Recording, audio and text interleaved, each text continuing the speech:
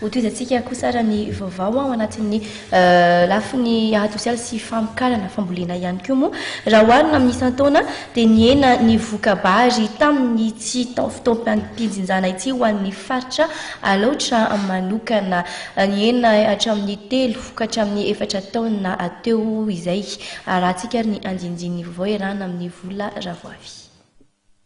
Nidina ny voka-bary tamin'ity fotoam-pijinjana voalohany amin'ity taona ity tany amin'ny faritra loatra.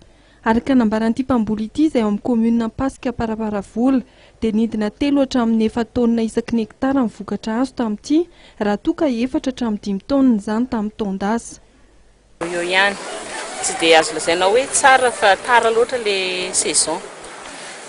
Le orana dia niemitra be ny tao mpambolena. 3 eo angambany. Tamin'ny herintaona nentina hatrany amin'ny 5 ohatr'izany. Amin'ity amin'ny 3 eo angambany mety ho zay.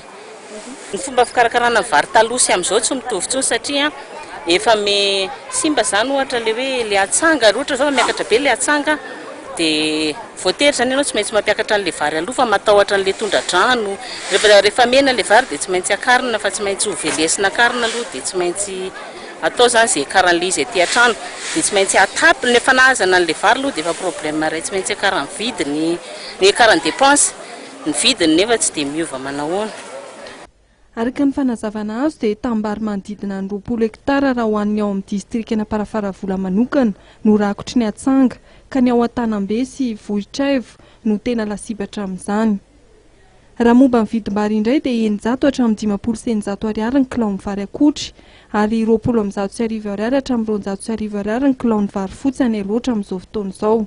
Vidim-bary izay araka ny fanazavan'ireo tantsaha mety hibatra any amin'ny 700 ariary ny kilao rehefa amin'ny vanim-potoana ny fitobahan'ny vokatra ny toerana. Marihana fa miaka-bokatra indroa isan-taona ny ao aloatra ary ny volana May sy Jona ny fiakaram-bokatra voalohany ary any amin'ny volana Desambra kosa ny fiakaram-bokatra faharoa.